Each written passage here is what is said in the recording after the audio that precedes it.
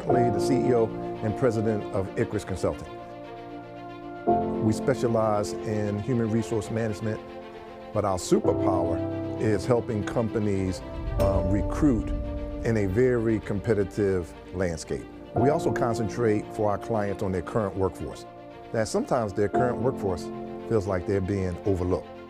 As a former military leader, corporate leader, educational leader, if there's one thing I understand, leadership sets the tone. In trying to make a team the most successful, that should not be looked at as something extra. That shouldn't be looked at as, oh my goodness, this is something else that I have to add to my plate. No, my friend, this is essential to you being successful. Attitude reflects leadership. Contact Dr. Shelton Goode today to learn how to create a diverse workforce and sustain an inclusive workplace. Together, we will defy gravity. Hello and welcome to 2021 NAAAHR Conference. I'm excited to be here with you today. This is an exciting time. We are here with two phenomenal men for a conversation. A conversation today about Project Crystal Ball. This is just a peek into human resources, and this is really a peek into human resources from 2025 and beyond. So I'm William Rolak. I'm the immediate past president of the National Association of African Americans in Human Resources. I am also the vice president of Diversity and Inclusion for Workforce Logic, a platinum sponsor of this year's conference. So we're excited for you. We're excited for all of those who have joined us today from around the world. So good afternoon here in Norfolk, Virginia. Good evening and good morning to many of you. So I get the pleasure to bring us to the stage and really begin to invite these gentlemen into a conversation. I personally have tapped into both of them over the past 20 plus years for advice and counsel and mentorship. So I'm absolutely excited about today's conversation. I'm not introducing a moderator today because when you have two type A's on the stage, it's a conversation. So, so this is a conversation when you have two type A's. And so they're going to get a chance to really feed off each other and really give each other some background and insight to what's going on. So I want to first introduce Dr. Shelton Goode. Dr. Shelton Goode is the president and chief executive officer of Icarus Consulting. Icarus Consulting is a veteran-owned firm which helps companies build a diverse workforce and create an inclusive workplace. Dr. Goode has over 20 plus years in D&I and human resources consulting, human resources leadership, senior leadership, C-suite roles. I'm excited to also, I have to include this in his background and bio. Forbes magazine recently selected him as one of the top 10 D&I trailblazers in the country. We would pause for a virtual applause, right? So this is awesome. I also want to introduce our chairman of the board, Mr. Nat Alston, who is president and founder of the Horizons Group, Inc., a human resources capital consulting firm specializing in HR strategic planning, succession planning, talent acquisition, executive search, business coaching, and management and leadership development training. Nat has over 40 years of HR experience, and all of those great attributes that I just mentioned, he's filled all of those buckets over the course of the years, and we've had some conversations about filling those buckets in order to get into C-suite. And so I want to again join you. Thank you for joining us today. Thank you for joining the NAAAHR Conference 2021, and I'm going to turn it over to Shelton Goode, Dr. Shelton Goode, to kick us off. Thank you, Thank William. you. Nat, here we are. Here we are, right. How many conferences have we done together? We probably, I can't even count. Can't even count. I think probably we're looking at least well over 10. Over 10 at but, least. But each and every one gets better. So here we are making history. Yes. It is my honor and privilege to, in addition to being a board member, a lifetime member of the organization, this is the first time I come to this conference as a business owner and a sponsor. For those of you that don't know Nat, I don't care what your position is, he's going to find a way to get some money from me. So it's like, no, we're not going to, now that you're a business owner, you don't get off by not sponsoring the organization. But I've been excited to have this fireside chat. We've got so much to talk about. So, you know, talking to the National Association of African Americans and Human Resources family. Y'all know our conferences. They're intimate. For those of you that are with us virtually, we are going to have a candid conversation about the organization. We want to look back into the history of the organization and the legacy, but we especially want to talk about the relevancy of the organization today, especially given the tough environment that we find ourselves in. But more importantly, here we are doing a hybrid conference. Who saw this? But our ability to be able to adapt, I think a lot of people are going to want to know what's next. Every year you roll out something new, whether it's the Leadership Institute or going international. So what is going to be the role of the association going forward in the future? So we've got so much to talk about. We're going to invite you guys into the conversation. Please submit your questions via the chat, and we will reserve plenty of time during our conversation today, and we'll try to get to as many of your questions as possible. But for right now, I've got my questions, and I know you've got some for me. But Nat, I think given the fact that we've come such a long way, and there are people today that are probably joining our conference for the first time, why don't you help them understand the unique position that the National Association of African Americans and Human Resources holds in the field of HR? Why are we so important? What has been our legacy? What are some of the things you're most proud of that has gotten us here today? Boy, you've really given me a lot of questions to answer now when we talk about that, really. And if I can look at it from even a historical account, and where we were 20 plus years ago, probably around 20 years ago, to where we are now. And I'll probably weave in also the past, the present, and the future. Cool. I think right now, if you ask me where we are in terms of the future, it's never been brighter.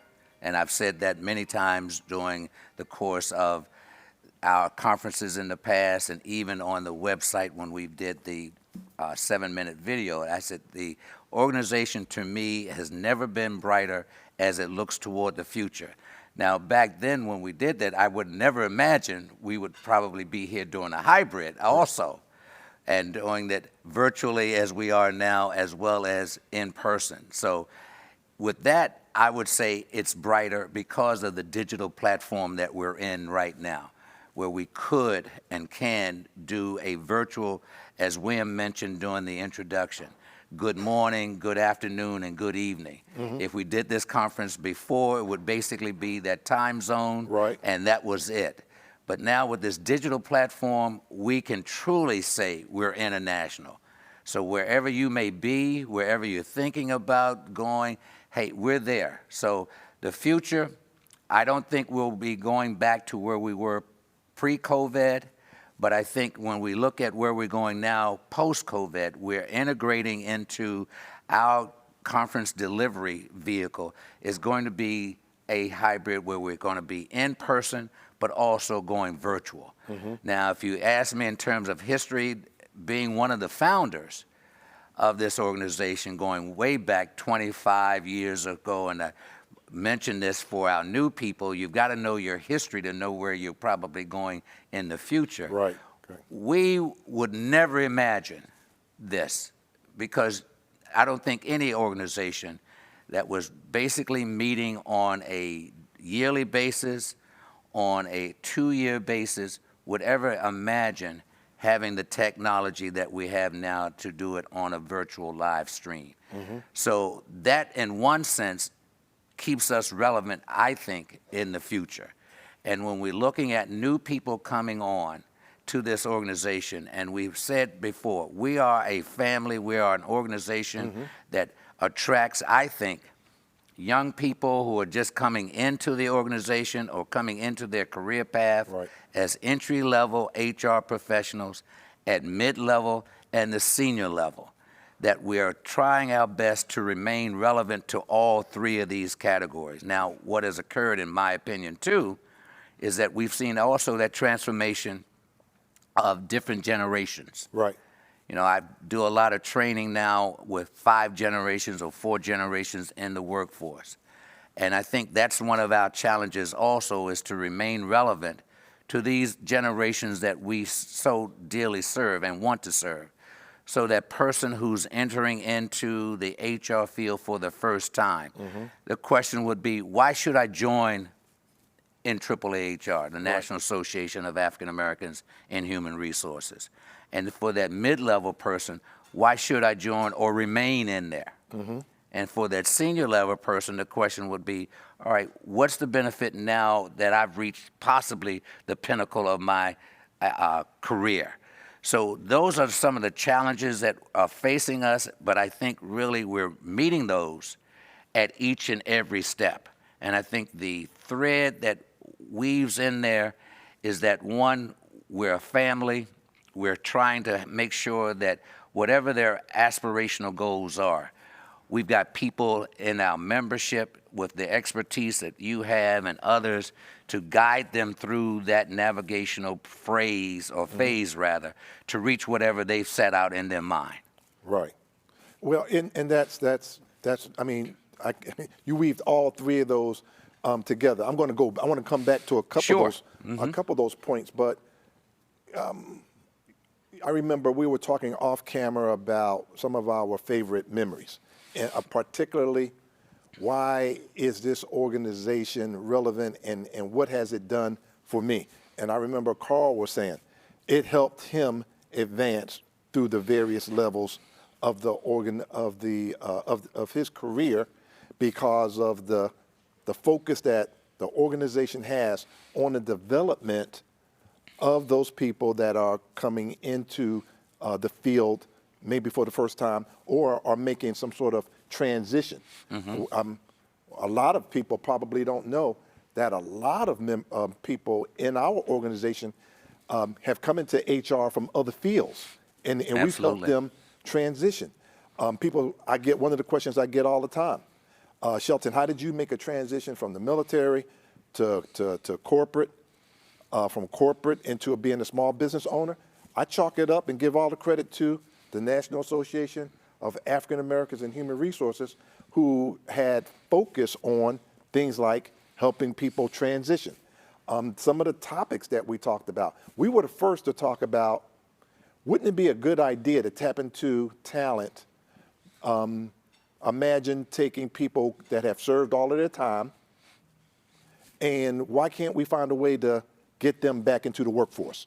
Wouldn't that, and if we could do that in a safe, secure way that posed no risk to employees or the organization, wouldn't that be a good thing to do? Nobody was talking about that. Nobody at all was talking about that, and you're absolutely right. When we were talking about even the vernacular was ex-offenders. Right. And now we've seen that evolve into the arena now of calling them returning citizens. Returning citizens, right. They're returning, they've paid their way, and now we're going to reintegrate them back into the workforce. Right. And unfortunately, many of them were people of color. Yeah, right. Yeah, unfortunately. Right. But from the fortunate standpoint, we became aware of that and really took, in some cases, Sheldon, I think, a leadership role. Right. And I'm reminded of some of our chapters that really took a very strong leadership role in making sure that they could provide that resource for those returning citizens in there. I know this in the state of Maryland, for an example, they were passing a law that said, hey, let's ban the box. And that's something that really was very influential in making sure that returning citizens had a pathway, that they weren't stigmatized in the beginning when they filled out even the application. But we were the ones talking about that way before. Way before anyone else was even talking about that. Remember? Yeah. Even before the Obama administration picked it up as a policy, we were talking about that in a non-lobbying way, but in an educational way. Remember? And we were educating, really, you're absolutely right. We were educating our human resource professionals. That's what I'm talking who about. were inside and letting them become aware of, one, this group of people existed. And we were really pushing that they integrate that into, in a lot of cases, their talent acquisition strategy. Look, If you're going to need people, our returning citizens are need to be part of that pool that you need to consider. And we brought that, as you mentioned, to the forefront at our conferences, got those discussions, and it opened up a lot of people's eyes. It did. That really wouldn't have a clue or didn't have any idea that this group existed. So we were on that cutting edge or leading edge on that. Here's another example. Remember just this past summer, we were talking about why should it be so hard for people to vote? Why should a person have to take vacation to go stand in a long line that we were, remember? We were predicting that even with early voting and mail-in voting, that something was going to happen that still was going to require people to take have to stand that time in line. off. That's We predicted that, and what did we say? We started behind the scenes lobbying companies through their HR professionals, to give people paid time off to vote. And what happened? Next thing you know, that became a national movement. That's it. And so we do a lot of things like that where it doesn't show up in Forbes or the magazines, but this organization, through its education of its members, has influenced change. Absolutely, and we're still doing that now. And that's something, as you said earlier, when we look at the relevancy of our organization, those type of social issues in that affects us as African Americans and affects us as human resource professionals. What can we do behind the scenes to effect that change and effect that policy change within those particular companies? So we had that dialogue, as you said, and from that we were able to move that needle forward, not making it a policy issue on a national level, but making it a policy issue or a policy change, if you will, behind the scenes in that corporation. And again, there's a place for lobbying and policy, but that takes so long. And we had an election that was coming up, and if we can get 4, 5, 6 right there in Atlanta, where we have all those, where we have a number of Fortune 150s, if they could just say, hey, we're going to make it a company policy. We don't have to wait for it to become national policy to do it. That's the sort of things that I wanted to amplify and let people know about the relevancy and the impact of this organization over 20 plus years. Yeah, and the other point that you made too, in terms of companies, particularly let's say in Atlanta or other major cities where those corporations are, our organization is on that forefront of making sure that we see a representation of people of color, not just at the entry and mid-level, but the senior level. I've been really pushing very hard to see that change from that C-suite that we've talked about on those boardrooms and all, where those changes can be really made and going to be significant. So when you talk about also us being relevant in terms of present and the future, when we can see those changes by these major corporations where we have the influence, in some cases we have the responsibility, then we can see the changes being, shall we say, highlighted by them, and then opening up those dialogues and opening up that pathway for, again, our entry-level people, our mid-level people, where they can see there's a potential for me to aspire to that C-suite. And at the same time, if it's not even at that C-suite, who knows? They may even be selected to be on a particular profit board, not a non-profit board sometimes. Because I want to see us have HR professionals, like our membership here, on these major corporate boards so that we can see that policy and that culture change. So that's part of our relevancy even on that senior level. So before we go to the future, we've got to take pause out and reflect.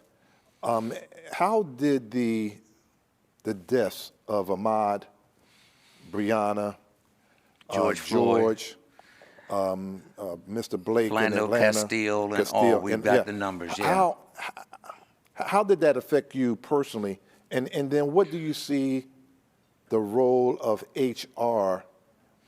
What is the role of HR going forward in light of those events and everything that transpired after? Yeah, it affected me personally just because, one, when I looked at particularly George Floyd as well as Breonna Taylor, on a personal note, I've got a son and a daughter. Right. So to be quite candid, that could have been my son. It also, Breonna Taylor could have been my daughter. Right. So on a personal note, it did affect me. Right. And it affected our organization on a national level because we were challenged externally and internally. What's our position on these things? What's our position on the social justice movement here? What's our position on the George Floyd, Breonna Taylor? So we had to come up with our position on that and what we believe in. And the thread that I looked at it from a standpoint of all of those folks were people of color. And that could be our son, our daughter, our mother, or our father. So even though we're not a social justice organization, right, understanding that, but we are a human resources organization. That's people. With an emphasis on equal opportunity, equity, Absolutely. inclusion, diversity Absolutely. inside of organizations. Yeah, absolutely. And one of the things that we did also, and this is a plug for him too, we stepped out and signed a strategic partnership. I don't know if you're familiar with that or not, but I'll get a plug in there. We wanted to have those type of discussions, and we signed, as I mentioned, a strategic partnership with a guy by the name of A.J. Ali. And if people are on our website, they'll see the movie Walking While Black. Right, right. And we're very much committed to what he's trying to do in terms of bridging that gap between police and community relations. So by doing that and making sure that we give him and his movement the exposure, that's part of our commitment to trying to create the dialogue first and then start doing the work of building those bridges and changing it from the law enforcement arena to the police community relations arena. So we can help facilitate that through showing the film, reading the book, and not just showing it to the communities, but as you said, showing that and moving that toward having the companies that we have direct relationships with, either through membership or through sponsorship, that they can now use that as a diversity and inclusion training tool, and then develop an action plan to change that. So in a lot of cases, Sheldon, back there, we can be maybe that catalyst or that facilitator to move that needle forward. And by establishing those type of strategic alliances and partnerships out there, we can help move that community forward as we see it. Right. So as I see it, making that connection, the events of the summer, I will tell you, it was unfortunate that my phone started ringing off the hook. Same here. You know, clients, those events resulted in companies reaching out and saying, you know, Dr. Goode, we, at this point, we have not done anything intentional to make our company a little bit more diverse, a little bit more equitable, more inclusion. Can you help us? But you know what? But you know when they what they acknowledged and revealed was that they were getting pressure from their employees. Yeah. And employees who felt emboldened and encouraged to speak out. To speak out. To and speak say, out. Yeah. Where does our company stand on these issues? And what that resulted in initially was a lot of companies rushing out ill-thought statements. Yeah. And they were shocked. Dr. Goode, I put out a statement. Why am I getting a backlash? You know, we call that now, as used in the street, they were woke. Yeah. And we got the same thing on a national level. We've got these companies now that found us. We did the Google search or whatever the case may be, and now they found out, oh, there's a National Association of African Americans in Human Resources. Well, they started contacting us the same way they were contacting your consulting company as well as mine, and said, what can we do? Right. And I shared with our senior leadership my opinion and my approach to it was, having worked in that C-suite level, I don't want to see just box checking. Or statements. Or statements. Yeah. You know, people, first thing they run, oh, we're going to support all this, and was on their websites and oh, we support diversity, we support inclusion, we support this, but all right, that's words. Yeah. And you just can't write a check That's it. And check that box and say, just say, yeah. okay, check the box, Right. been there, or add it to that. Well, we need now unconscious bias training. Right. We need diversity inclusion training. Right. Again, that's the box check. Okay, check it off. Right. Boom, we're done. It's almost like celebrating Black History Month. Well, Right. we got February, it's over now. Let's Right. move on and do the job. Right. No, we're talking about now long-term changes. Right. And I've said to our leadership, when we get approached by these companies asking for help, we're now looking at saying to them, we want a long-term plan. Right. We want a long-term plan of a minimum of 5 years or 10 years to Right. make a difference. Right. Because I feel, based on my experience, and only the way to make a change, you've got to at least commit at least 5 years in there, and Sure. with an action plan Right. that starts really from the top. Right. I mean, again, being very honest and candid, when companies were approaching us and our national president gave me those company names, I went straight to their website, and the first thing that I did was look at their corporate board. And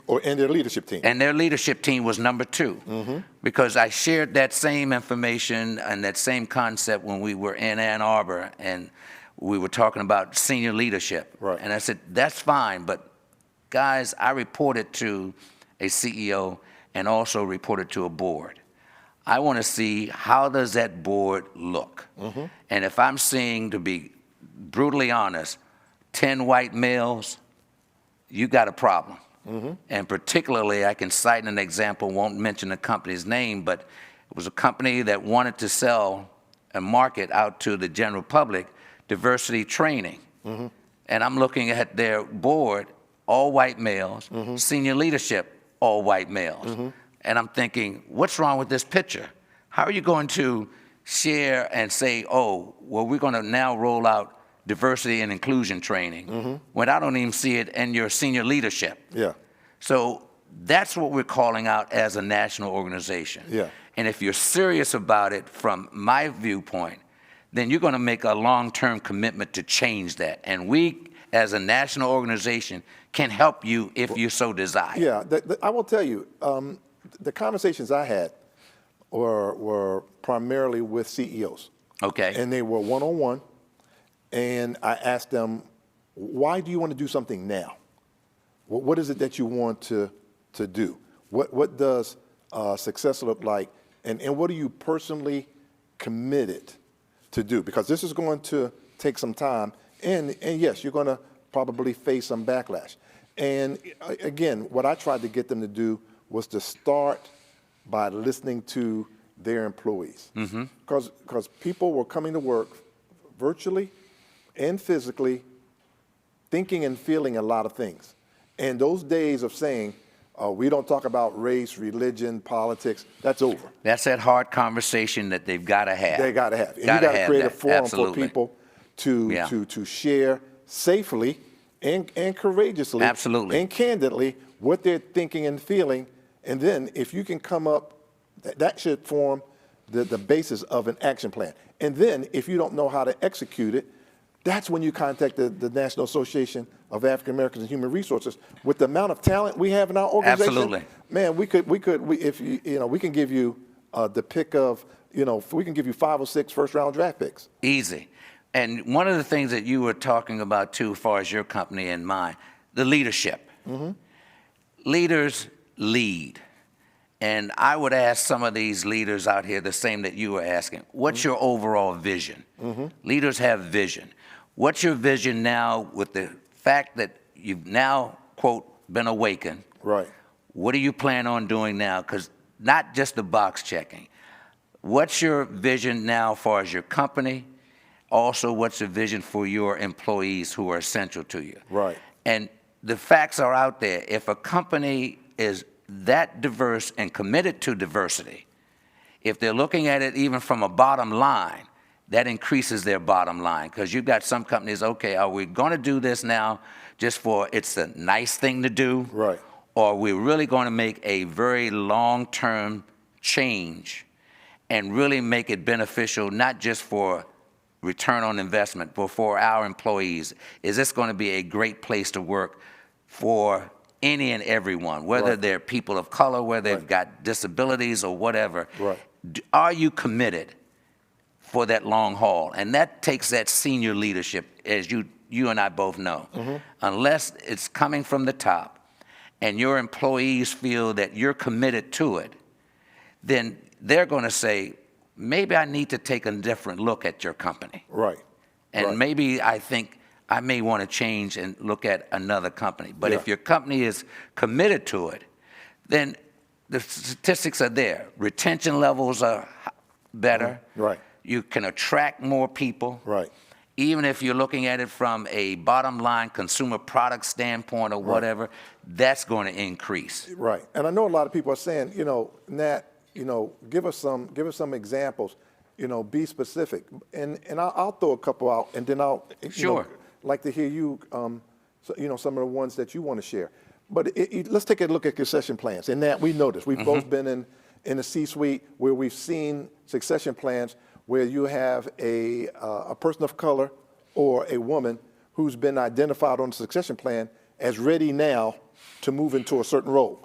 But every time that opportunity comes open, you look at the succession plan 3 or 4 years, the person is still on the succession plan. That's it. Ready now, where, and it's like, well, what happened to those opportunities? Why wasn't that person moved? Or let's take a look at the fact that you have, if you have gone through a lot of effort to go out to the National Society of Black Engineers, and you got some top-notch engineers, but you look at your who's leaving the company, and it's like, wow, why are those black engineers that we work so hard to recruit, why are they leaving, after 2 or 3 years when, the average person stays here 7 to 10? Yeah, and you got data right there in front of you. The data is right there, and when you talk about those organizations, we start looking at it from a human resource standpoint, at least I do, and say, we know what's going on in all these organizations. And right now, I still don't see people that representing the National Association of African Americans in Human Resources at that C-suite. I don't even see us representing where we're the CEO. We've had, I think, one that I can recall right off the top of my head with Holland America, that I think his career path took him to the CEO suite, but he started as an HR person. So why can't HR run a corporation?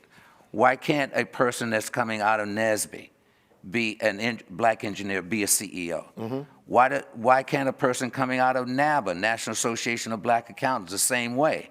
So we've got to see, we want to see more of people of color and that C-suite. And we were on, I think, years back on a trajectory to get there.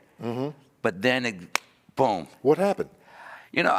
I really wrestle with that. What did happen in there? I think one that I can really relate to or really understand is that many of them ran into the same frustrations because some of those people were mentors of mine. And I mentioned one that and I've said it to many people, he's 93 years old, and that's Bud Ward for Marriott Corporation. Well, Bud was the senior executive vice president for Marriott, but he reached a point where he couldn't go any higher, being what? The president of Marriott Hotels. So he basically retired. So they reached that ceiling, and you may call it the glass ceiling, you may even call it a brick wall or the brick ceiling, whatever. And they realized that I can't go any higher. So it's either let me go out and form my own consulting company or let me retire and just go. So we had that, and we still have it now. I think it's gotten worse than it's gotten better, because I think the more people are coming into that corporate field, they're still running up against that glass ceiling. And it's fortunate right now, and it'll be interesting to see where it goes with the election now of Kamala Harris as our first woman vice president. She's broken that ceiling in terms of high government. But I want to see more people of color, men and women of color, in those C-suites.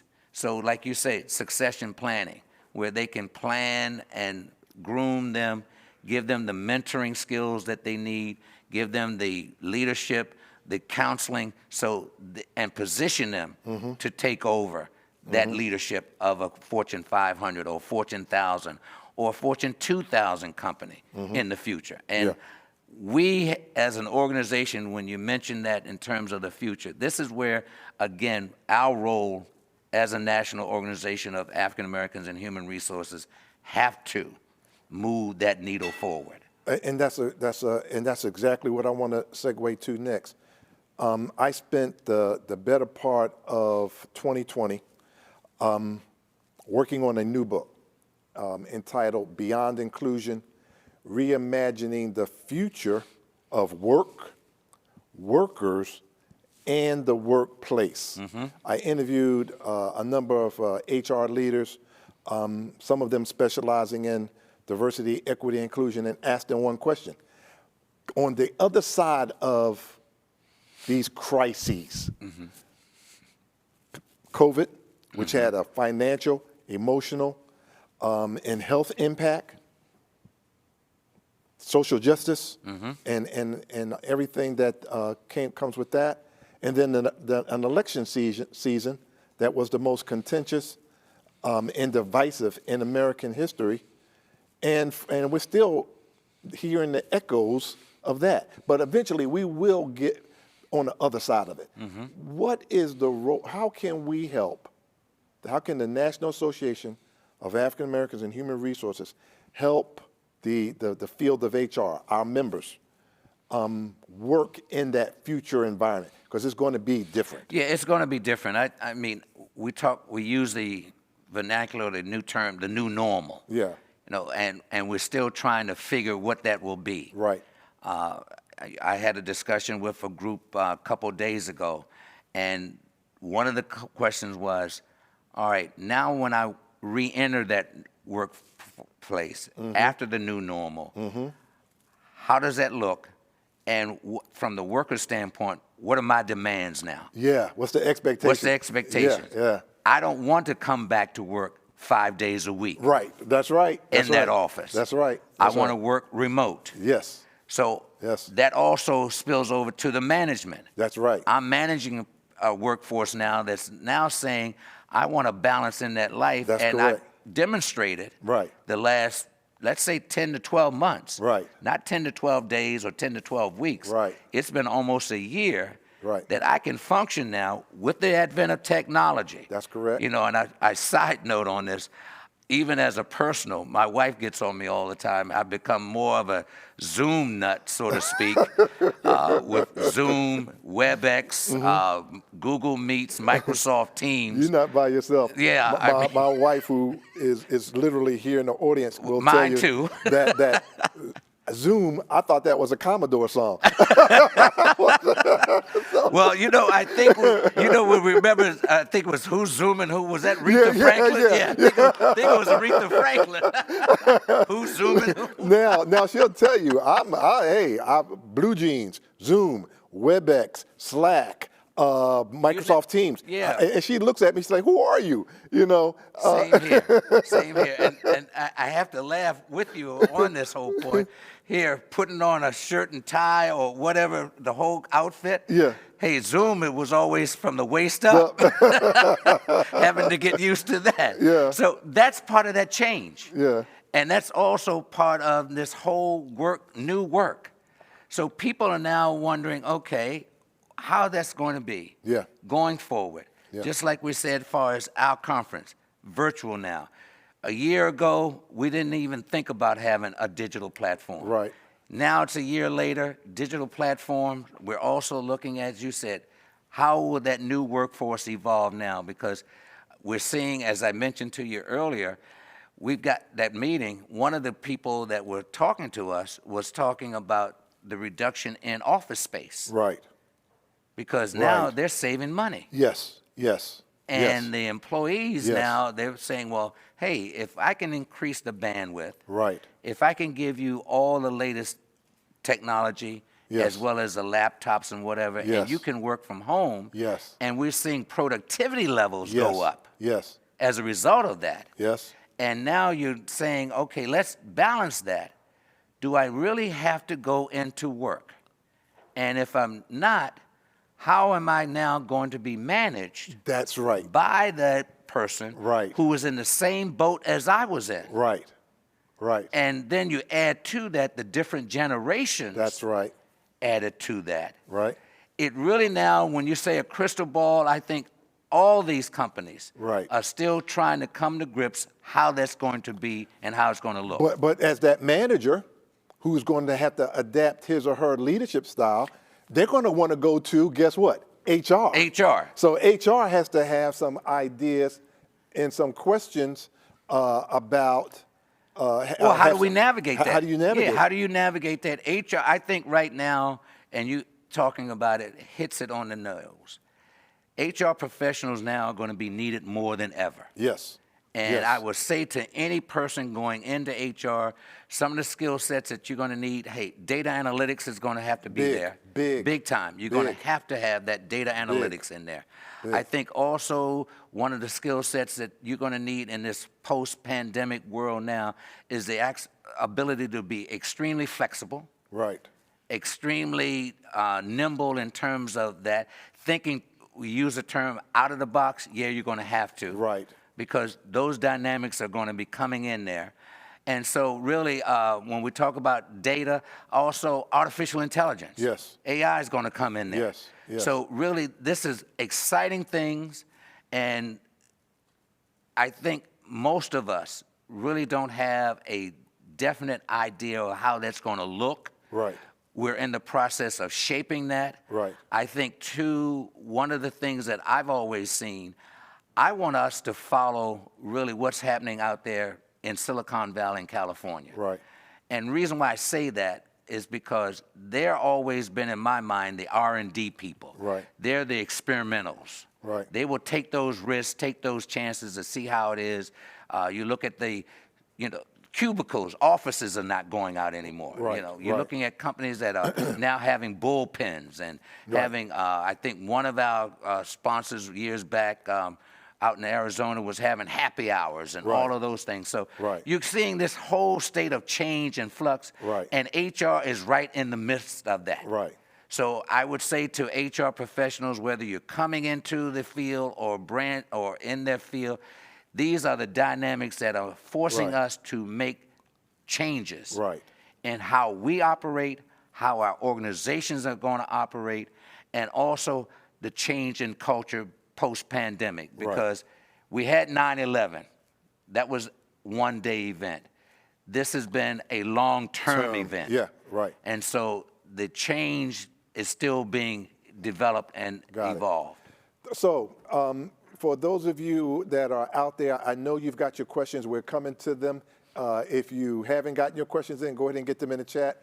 I promise we're going to be coming to you in about 2 minutes. So Nat, be king for a day. If you could do anything in the field of HR, snap your finger and say, hey, this is what's needed for HR to really go to that next level. I want your biggest thought, your biggest out of the box thought that would really change. You're really putting me on the spot now, too. Yeah, and we're asking two boomers, right, to say, hey, what's that next big idea? What do you think it is?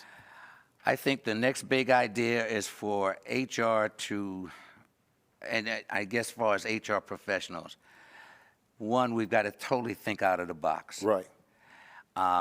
Two, we've got to thoroughly embrace technology. I couldn't agree with you more. We truly have to do that. Couldn't agree with you more. And three, we've got to, and particularly our organization, we've got to work very hard to be relevant now and in the future. Agreed. So if I can be, it's not being the king to say an edict, here's what we're going to do, but those three conceptual ideas, we've got to make sure that we have that as part of our internal fabric of the organization going forward. Yeah, I'd like to add two things before we go to Sure. questions. King for a day, if I could create a figurative cash register and put it on the desk of the CHRO and every HR professional and say, think like a business owner, because I've noticed a huge difference in myself. Having been in HR, having been a diversity leader, having been in the C-suite, I will tell you, being a small business owner, I've learned things that I'm like, man, I wish I knew this then, yeah, when I yeah, was in HR.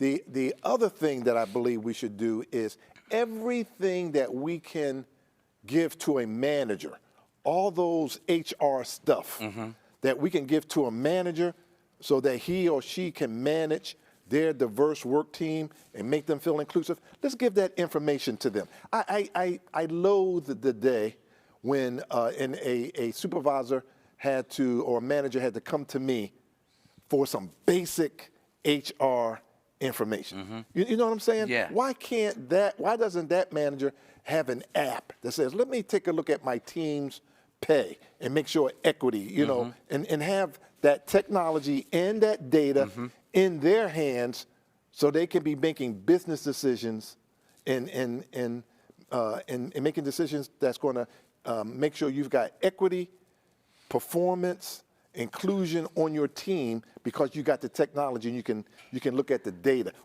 that's changing on a day-to-day basis. And I would add to that just what you're saying too. I think another point that came across in my mind too, we HR professionals, back to your point, must be and should be business managers, Right. business consultants. I've always said to our HR folks that's in the private sector, learn how your company makes money. Yep. So you've got to be that HR business partner. Yep. You know, we understand the compliance side of it. Right. But as a business owner, like you said, and Right. I've been in there for 20 years as an owner, my clients, I'm their business partner. Right. You know, sure, they're going to come to me for HR advice, but I'm also understanding how their business operates. Yeah. And that's one of the I got to components. add just one more. One Sure. more. I promise you. We're coming to your We're question. coming to you, folks. But value. Value. Yes. There's the register and the business, but value. Look, quick example. Again, my wife's in the audience and can back me up on this. We had Comcast come to our home because we had an issue. But as the technician was going around the home checking all of the televisions, he says, why do you have a different remote for every television? He says, do you mind if I program your remotes so that they can work on any television? I said, sure, fine. He did it. It took him like 4 minutes. and that it takes me longer than that to find Takes you long to find the remote, doesn't it? right? And so my wife is like, you thank God, right? So he did that. So I says, how much is that going to be? He says, nothing. That's what we do. That's part of That's the value added. It's the value added. Yeah. Well, again, if I was going to change, which I'm not, I would say, wow, look at the value that I got. So relevance, think like a business manager, put technology in the hands of HR leaders, and value. And value. And the National Association of African Americans and Human Resources is your premier provider of giving you those tools, resources, education, training, and development that will help you be able to do that. All of that included, absolutely. Let's go to questions. Let's go to questions. So let's go to our moderator. I know we got 100 questions and we probably got only 2 minutes. So let's hear the questions. All right, great. That was excellent discussion. There are a few wonderful questions from your virtual audience. This is not directed to either of you in particular, so either can answer this question. How important is getting a graduate degree versus raw performance, experience, and grit to a corporation? You take that one, because we just talked about it. Should I punt pass and kick that to you? No, you take that one because when I came down today for today's session, y'all were in the middle of having that conversation. So you take that one. I'm probably going to be maybe the wrong person, but I'm going to give you my answer, and then Sheldon's going to give you his. I don't have a graduate degree. Let's be front and center on that, being very honest. One, I don't have a master's in HR. I do have some graduate work. My opinion and my route has always been gain the experience, the raw experience. And having worked in major corporations here in the U.S., I always wanted to gain that experience and knowledge and also build relationships. And that basically has gotten me to where I am now and where I left corporate America as a C-suite VP. And that was really gaining that knowledge and experience. And unfortunately, during the time that I was moving up that career ladder, thinking about going back to grad school, and I did several schools, the problem that I ran into is that the instructors weren't practitioners. Right. Right. And the book was fine, but when I got to the point of looking at the book, reading that, and then challenging them, I had several graduate instructors come to me and said, you really shouldn't take this course. You really don't need it. And I understood that. So graduate degree, fine if that's what you want, but I would say err on the side, gain as much experience as you can about the company, the culture, what makes it work, all the nuances of that, how they make money if they're a private sector company, if they're a nonprofit in there, what their mission and vision is, so you can really become as we mentioned, a value to the company. There's going to be things you're going to learn that, to be quite candid, that graduate degree may not give you. That's my opinion from personal experience. Yeah, I don't have, my opinion is not much different. I do have a graduate degree in human resources, but what helped me be successful was gaining depth in certain fields, talent management being one, diversity inclusion, having some depth in at least one or two of the 7 or 8 areas of HR. And then, of course, you want to have some breadth. You want to at least know how labor relations works, how employee relations works. And the book gives you some of that foundational. But to me, and certifications, obviously, regardless of which agency you want to get your certification from, I think all that's well and good. But to me, if he says, well, pick one, give me a mentor or a coach like a Carl or a Nat that can say, hey, here's where I think you may be having some blind spots. Here's where I think you could benefit from some additional coaching or mentoring. I'll take that over the degree. Now, without the degree though, and let's be real brutally candid here. As a person of color, you don't have those certifications and those graduate degrees. That could be one of those could be a stumbling block for somebody saying, "Oh, that's why you didn't get the job." Right. So let's be real here. Some of those blocks I checked, and to include a doctorate degree, so somebody can say, "Oh, well, we didn't give you. You can't be in the C-suite because you got a graduate degree, but you don't have a post-grad. So you got to have both of them." Yeah, and I'm going to add to that too. That's where we come in as an organization. Yes. Because as Carl mentioned and others, networking. Yep. This organization gives you an opportunity to network and build up those relationships. Yep. And I would say to you, when you talk about grad degree, that's great, but it's always a point of who you know and who knows you. Yep. And if this is an organization where you can network with people who are like-minded, who are in here, in this organization to help you move that needle forward. Yep. So I'm not discounting that grad degree, but I'm adding to that. This is why we put this organization together, where you can network. If you're moving from Atlanta to Milwaukee, we've got a chapter there, and that you can connect with those people. So this is also another piece added to that pie. Let's not forget the fact that we have a number of chapters that offer scholarships to people to get graduate degrees. I know in Atlanta we give out at least 2 or 3 scholarships a year for if you're pursuing a degree in HR. So we believe it's both. We don't believe it's either or. It's not either or. It's and in both. Yes. Excellent, excellent. Those are great answers. And there are a few questions in here regarding the differences between SHRM and HRCI. So I'll allow you to answer those questions offline. But I do want to get to this next question, and please give yourself just 1 minute to answer. How should DE&I become a critical lens through which HR implements its policies, practices, and systems within organizations? I'll defer to you, sir. I'm going to emphasize the equity. You have diversity in organizations. Okay, fine. Does everyone in the organization feel like they belong? And I'll use a sports analogy. They have a uniform on. They have a number, they got their name, but are their skills used? Do you put them in the game so you can use their skills at critical times? But more importantly, are your practices fair? They may appear neutral on the face, but have a disparate or negative impact on certain groups of people. To me, and again, I talk about this in the book, beyond inclusion, people say, what's beyond inclusion? Equity. Equity. That's where I come down at.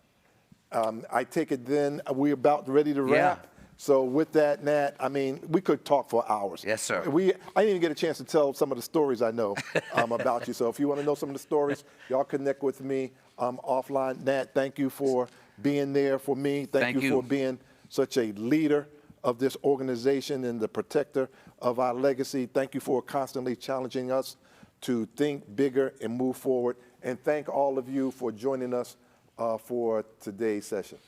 Thank you all.